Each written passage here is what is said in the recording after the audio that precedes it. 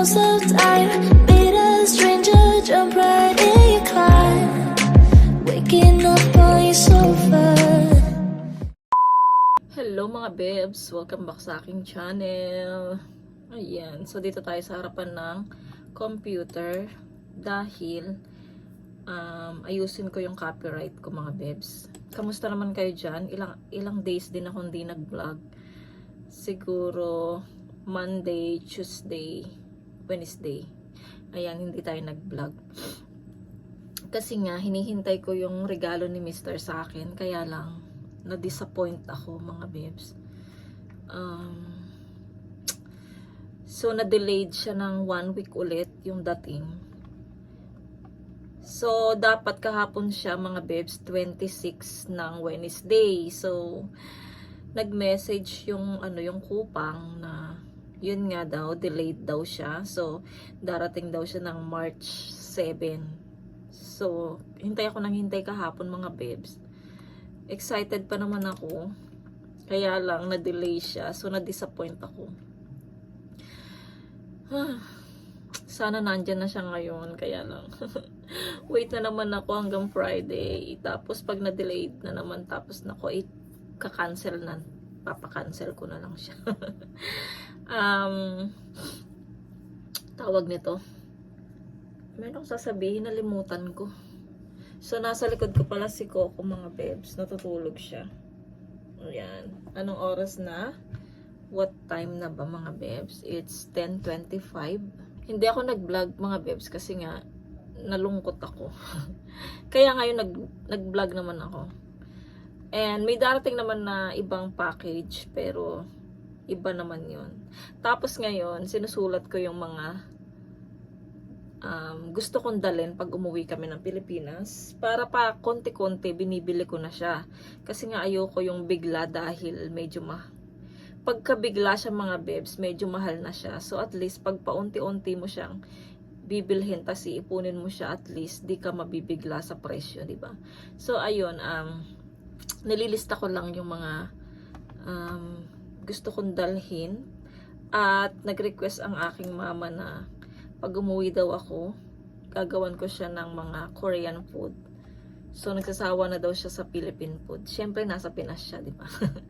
So, kami naman Philippine food yung kakainin namin ng mga bata. Ano pa ako mga bebs? Nag-iisip pa ako kasi, yung schedule kasi ng school ni Yeram, hindi siya pwedeng hindi siya pwedeng, kasi nga yung month na yun mga bebs, nag-i-school pa si Yeram. So, second year, middle school na siya. So, hindi naman katulad ng elementary, pwede mo siyang ipagpaalam, di ba? Kasi nga, nung umuwi kami nung 2018, so, elementary pa yung mga bata, kaya nakatagal kami ng 2 months doon. So, ngayon, iba na kasi, na siya, middle school na siya. So, si Yechan, okay lang naman kasi nga, sa bahay naman siya nag-aaral. So, okay lang naman siya na ganun. Pero si Yeram kasi, yung problema namin, iniisip ko kung mauna na yung kapatid kong umuwi, tapos susunod na lang kaming tatlo ng mga bata kapag, vacation na ni Yeram. Kasi nga, may bakasyon si Yeram ng summer, 1 month din, 1 month. So, hindi kami pwedeng magtagal ng Pilipinas ng 2 months. Siguro 1 buwan lang kami. Ewan ko ba, ano ba tong schedule? Kasi nga, hindi talaga pwede dahil so, yun nga yung iniisip ko mga bebs, yung month na yun na uuwi yung kapatid ko. May pasok pa si Yeram. So, nag-iisip ako kung matutuloy ba kami or hindi. So, umaasa din naman sila mama ko na uuwi kami dahil alam mo na, gusto ko rin umuwi, diba? Lalo na may edad na yung nanay ko. So, syempre, sana matuloy yung uwi namin mga bebs this year. Kahit natakot ako sa eroplano, kailangan umuwi. Ayun. magluluto ako ng adobong manok. Kasi nga yung manok namin, expired na siya. Yung nabili ko, expired na. Pero 3 days pa lang naman mga beb. So, expired. Pwede pa naman siguro yun kasi nasa freezer naman siya.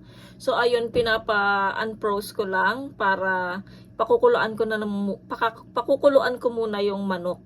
Tapos, pagkapakulo, itatapon ko yung tubig and then doon ko siya igigisa para matanggal yung ano, di ba? So, ayun, medyo expired. 3 days na siya mga bebs. Noong 24 yung expiration niya. Pero ngayon, it's 27 na. So, 25, 26, 27. So, 3 days na siyang expired. Kasi nga mga bebs, lately mga bebs, puro mga Korean food yung niluluto ko dito sa bahay. So, gusto ni Mr. ng gulay-gulay muna. Kaya, siguro nalimutan ko na yung manok doon na meron pala akong manok sa rep. So, ayun. Pero okay lang yan. Yung mga bata pala mga bebs ay nasa labas, kung tinatanong nyo. Nandun sila sa labas, nag-aano sila, nanonood sila ng YouTube. Ako, naayos ko naman na yung yung copyright ko dito. Isa lang naman, pero dalawa yung, sa isang vlog ko, dalawa yung copyright ko na music. So, yung isa muna yung natanggal ko kasi nga, baka mamaya ulit matatanggal ko yung isa. Ayun, so kaya ginamit ko yun mga bebs kasi sabi naman niya, no, hindi daw siya copyright, basta i-copy lang siya. Minsan kasi mga bebs, yung mga ginagamit ko na music, sabi, okay lang daw siya, basta i-copy mo siya, tapos ilagay sa description box. So, yung ginagawa ko yun, pero copyright pa rin siya. Kaya ngayon, ginagamit ko siya, pero hindi ko na siya kinakopy dahil nga, alam ko kahit i-copy ko siya, magkakaroon pa rin ng copyright, diba? So, ayan. So, alam ko na yung music na yun, hindi ko na siya gagamitin para hindi na ako makopyright. Naglalaba pala ako everyday ng mga kumot. Kasi nga, medyo maganda na yung weather. Siguro, pag medyo hindi na malamig, pwede tayong, ay, ba't meron tong dugo? Parang dugo siya. Oo nga, no? Parang may dugo tong ko. Pakuha nga ako ng wet tissue. Yeram! Multi-tissue please. Ha naman. So later, magluluto na ako ng adobo. Kahapon nagluto ako ng sinigang na baboy. So sila ate pala, I'm vlogging. 뭐예요? 뭐야? 그거 갑자기 일어났어. Ba't meron siyang ganyan? Ano ito? Sila ate pala, nung una sabi, hindi na sila matuloy pumunta dito ng Sunday. Kasi nga, yung kapatid kong lalaki may pasok siya ng Saturday, Sunday. So, every yun, panggabi kasi siya palagi mga babe. So, at hindi na siya yung magdadrive papuntang Seoul, Incheon. Kasi nga, yung friend nilang Koreano, di ba may asawang Pilipinas, so umuwi sa Pinas. So, uuwi ng Pilipinas yung friend nilang Koreano. So, yatid nila doon sa Incheon, Seoul. At akala nila si Melvin na yung mag-drive. Kaya lang may pasok kasi yung kapatid ko. So, kung si Melvin yung magdadrive, diretso sila dito sa bahay ng Saturday ng madaling araw. Ay, siguro Sunday na ng madaling araw ng umaga. Kaya lang, hindi eh. So, sabi niya, hindi na daw sila matutuloy ng Sunday. So, meron kasi akong pinabili sa kanya yung kape nga, tapos may ipapadala pa siya. So, sabi, ipapadeliver na lang. Pero, kaya lang, tinanong ko siya nung nakaraan, sabi niya, hindi niya pa daw napasend. Kaya lang, pupunta na lang daw sila dito ng Sunday ng hapon. Tapos, uwi din sila agad dahil may pasok nga yung kapatid kong lalaki. So, ayan yung update. So, matutuloy sila para ihatid yung copy at saka yung binibigay niya sa akin. So, pero hindi sila matutulog dito. Kasi nga, di ba may work yung kapatid ko na lalaki. Sila ate ko, walang trabaho. Pero, kasi nga, yung driver nila yung kapatid ko. So, ayun, mga bebs, yung chika. So, mamaya magluluto ako ng adobo. Meron pa namang sinigang. Pero kailangan ko lutuin yung chicken. Sayang na sayang talaga. Sayang siya kasi mga bebs. Kaya lulutuin ko na lang yung manok kahit na expired na siya. Kakain tayo ng expired. Ayan. So sayang kasi siya mga bebs sa atin nga sa Pilipinas. Kahit na sira na yung ibang mga walang makain, di ba? Kinakain pa rin nila. So tayo pang okay na okay pa naman yun. So hindi naman sasakat yung tiyan natin dun. Basta maluto lang siya ng maayos. Ayan. Goods pa, di ba? So ito, tapos na yung aking ginagawa. So mamaya update tayo. Tsaka pag dumating yung may in-order ako kay Coco. So mamaya ipakita ko sa inyo. So ayan mga bebs, nililinis ko na yung manok. Tinatanggalan ko siya ng ganyan kasi ayoko nang yung skin niya is ganyang kulay, tas yung taba-taba. So parang tinatanggalan ko siya ng skin, konti lang. Ayan, di ba malinis na? So andito pa yung iba. So tatanggalin ko yung mga ganito mga bebs. Ayoko ng taba-taba at saka yan ayoko. Tas pakukuluan ko na siya. Or tignan natin kung pakuluan ko ba or igigisa na lang siya. Ayan, so naayos ko na yung mga nahiwa ko na yung bawang, sibuyas, tsaka yung patatas. Hindi ko na kayo sinama. So, ayan, ayusin ko muna ito mga bebs. Linisin ko muna yung ating chicken.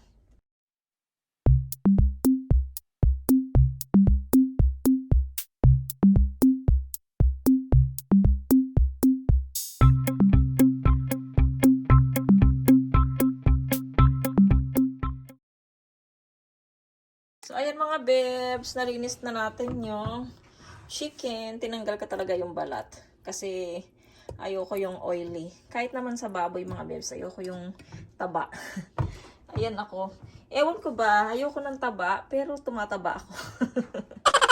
Ang gagawin ko na lang ay, ipa-fried ko muna yung chicken dito, no?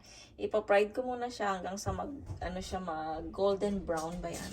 Tapos, doon ko na siya gigis sa mga bebs. Ayan, buksan ko muna yung ating exhaust. And then, ito.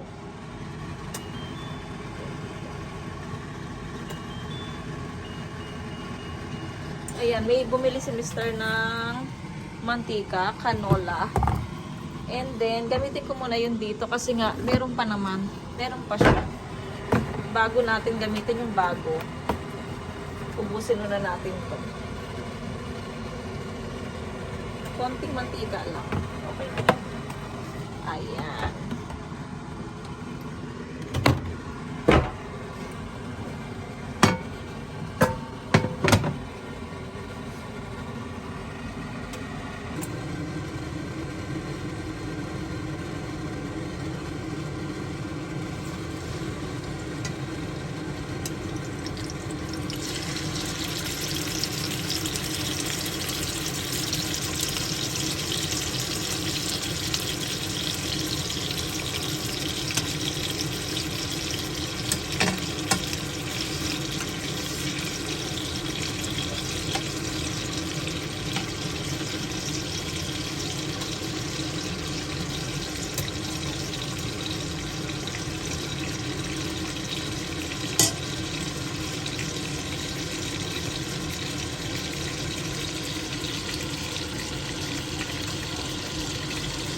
$2,000 years later. So, ayun na nga mga bebs. Good afternoon.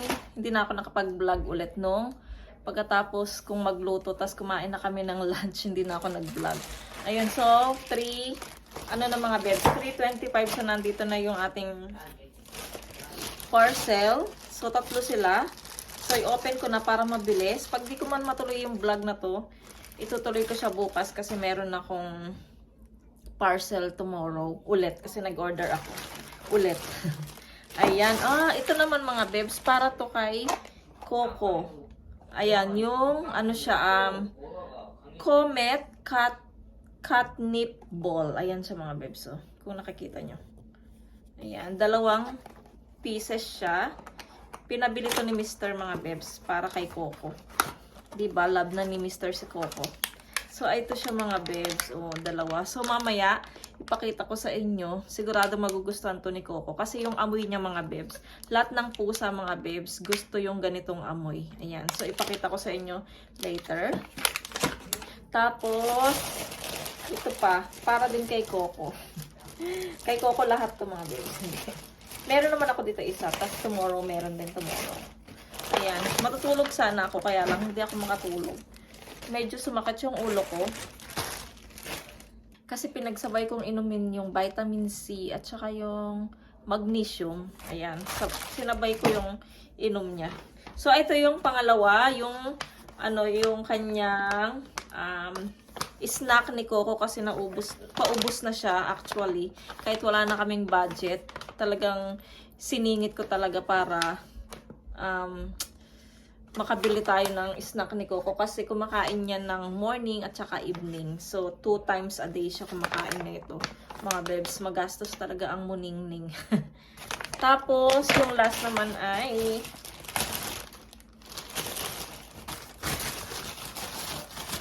ayan. Tada! Lipstick. Kasi mga bebs, naubusan na tayo ng lipstick. So, kasi alam niyo naman, kahit nasa bahay lang ako, nagle-lipstick ako. Parang ako yung nanay ko. Kasi nanay ko, hindi rin yan mapakali ng walang lipstick. Walang lipstick, mga bebs. So, tingnan natin yung colors. Isa lang naman siya. So, tingnan natin yung color niya, mga bebs.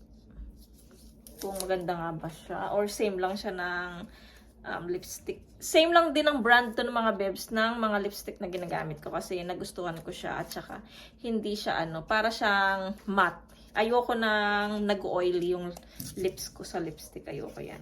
Mamaya, anak. Ay, ito na si Coco, oh. Wait lang, anak. Ayan, open ko yan para sa'yo yan. Oh, parang alam niya na, oh. Inaamoy niya na. Alam to ng mga pusa, mga bebs. Ayan. Ito yung lipstick ko, mga bebs. Na bago. May bago na naman tayo. Ayan. So, ganito yung brand na gusto kong lipstick. Kaya ito lagi yung in-order ko na brand. Ayan. So, ipakita ko sa inyo mga bebs. Pakita ko kay Coco. Yung binili ko na catnip ball. Mga bebs, bubuksan ko na siya. Coco, you know what? Come. I know you like this smell. Tignan nyo, inaamoy niya na. Aray. Tatago pa na. Wait lang, anak. Wait lang, anak. Tignan mo yung itsura mo. Wait lang, ha. Ay, ito siya mga bebs.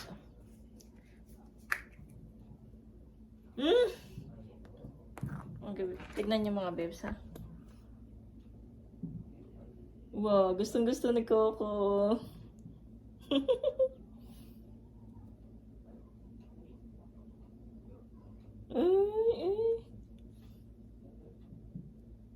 Gustong-gusto ni Coco mga bebs. Yung amoy. Yung mga pusa, mga bebs, gusto nila to. Yung amoy na to. Ilalagay natin doon sa karton na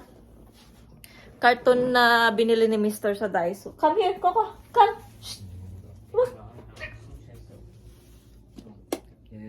Oy. Ito mga bebs, meron siyang tape. So, tatanggalin natin yan. Tingnan nyo. Gustong-gusto ni Coco. Coco. Coco. Ay, gusto nga niya. 이거 어떻게 해? Para siyang candy mga beb sa pusa. Wait lang, mahal. Wait lang. 마할이야. So, ayan mga bebs. Idikit natin siya dito. 엄마 이거 몇 개 다 사가지고 이틀 해볼래? Coco, yagi. 이거 돌려야 돼. Dinilat na nga ni Coco. 돌려봐. 안 돌아가는데? Ayun. Ayun. Oo. Ayun siya mga bebs. Diba? Ayun, umiikot naman siya. 고양이만 돌 수 있나 봐. 어머. I love it, sabi ni Coco. I love it. Thank you, mommy. You're welcome. 냄새 존나 고네. 맛있어?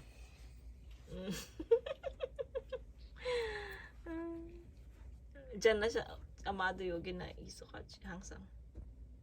근데 Balik ko, Yugi. 아 너무 여기 코가 이렇게 하려고 하는데 너무 힘들어? 너무 힘들잖아. 이거 먹어도 되는 거지? 썰지에서 겁나 할 건데. 잘 먹네. 행복한 거야. 고양이가 자기 배를 딱 드러낸 것은 보이는 것은 굉장히 행복한 겁니다.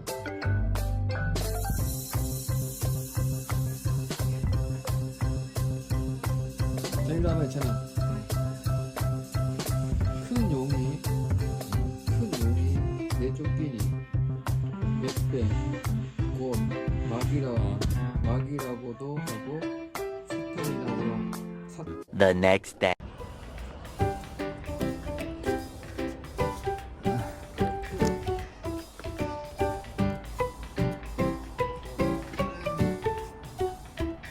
먹어.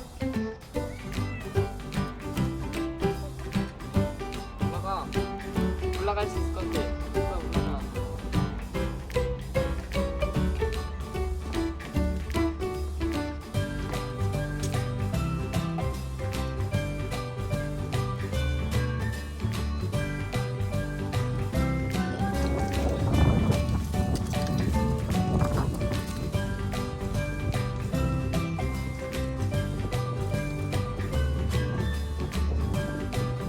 좋다.